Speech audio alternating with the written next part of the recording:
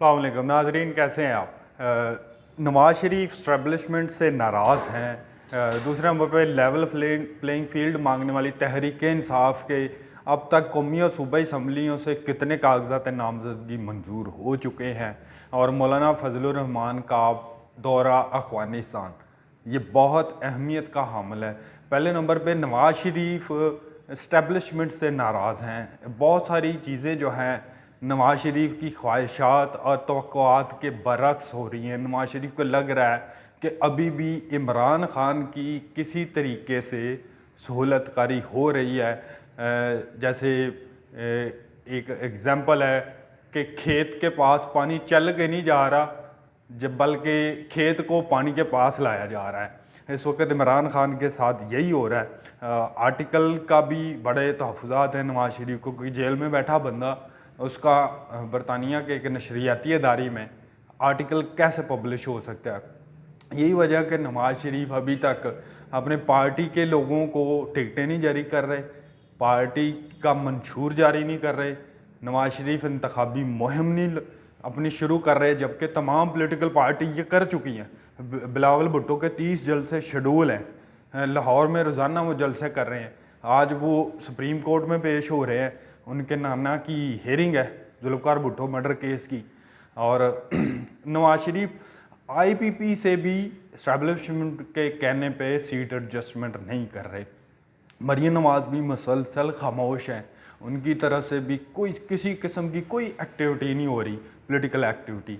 वो भी घर बैठे हैं। अब बहरहाल नाराज़गियाँ चल रही हैं और बहुत हाई लेवल की नाराज़गी चल रही है नवाज शरीफ की इस वक्त एस्टेब्लिशमेंट के साथ। दूसरे नंबर पे लेवल प्लेइंग फील्ड मांगने वाली तहरीक इंसाफ, इसकी तरफ आते हैं। इलेक्शन कमीशन ने कल सुप्रीम कोर्ट में जो जवाब जमा कराया उसके मुताबिक तहरीक इंसाफ की कौमी असम्बली से 843 लोगों ने कागजात नामजदगी जमा करवाए थे, जिनमें 597 कागजात नामजदगी कौमी असम्बली से मंजूर हो चुके हैं, जबकि सूबाई असम्बलियों से तहरीक इंसाफ ने 1777 कागजात नामजदगी जमा कराए, जिसमें से 1583 के करीब कागजात नामजदगी इनके मंजूर हो चुके हैं।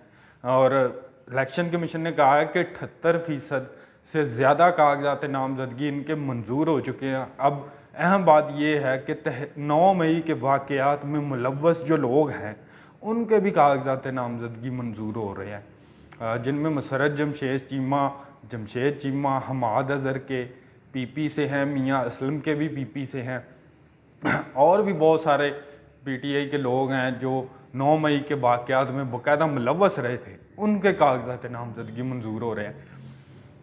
अब मौलाना फजलुर रहमान का जो दौरा अफ़गानिस्तान है उसकी तरफ आते हैं। ये बज़ाहिर मौलाना साहब को दावत दी है अफ़गान गवर्नमेंट ने, तालिबान की तरफ से ये दावत दी गई थी दौरे की, लेकिन ये दौरा जो है पाकिस्तान और अफ़गानिस्तान के दौरान ब्रिज का किरदार अदा करने जा रहे हैं मौलाना साहब।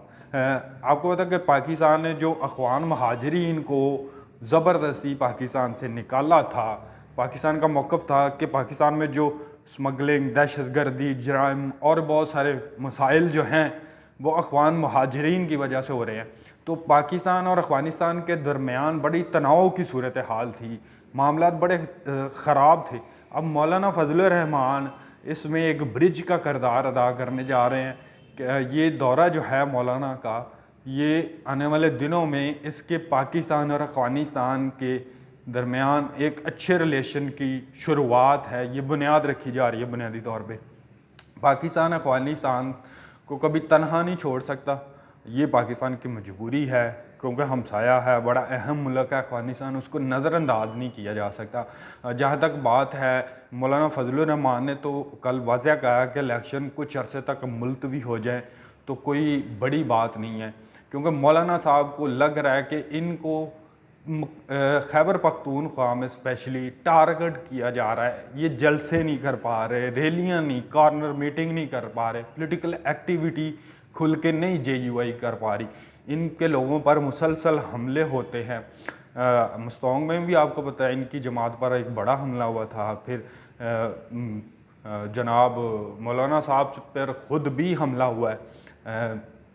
JUI को ज़्यादा टारगेट किया जाता है TTP की तरफ से और दैश की तरफ से। मेरी इंफॉर्मेशन के मुताबिक ये लोग ज़्यादा JUI के लोगों को टारगेट कर रहे हैं, इसलिए मौलाना चाहते हैं कि इलेक्शन हों, थोड़े से ताख़ीर से हो जाए। मौसम का भी इशू है, स्पेशली खैबर पख्तूनख्वा और बलूचिस्तान में आपको पता बहुत सारे खैबर पख्तूनख्वा के जो इलाके हैं वहाँ बर्फ़बारी भी होती है।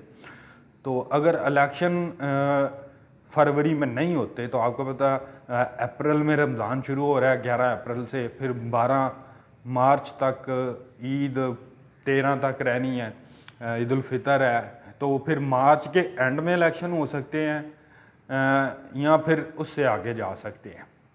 अब देखें क्या होता है। जहाँ तक बात है कि मार्शल लॉ की, एमरजेंसी की, इसमें ऐसी कोई सदाकत नहीं है। Army chief general Asim Munir जो हैं वो टोटली डेमोक्रेसी पर यकीन रखने वाली शख्सियत है। उनका मार्शल लॉ लगाने का, एमरजेंसी लगाने का कोई इरादा नहीं है। मेरी इतलात यही हैं कि वो चाहते हैं कि पाकिस्तान में जो जमहूरी प्रोसेस है वो चलता रहे। इंशाल्लाह अगले वीलॉग में नई खबरों के साथ दोबारा मिलेंगे। अल्लाह हाफ़िज़।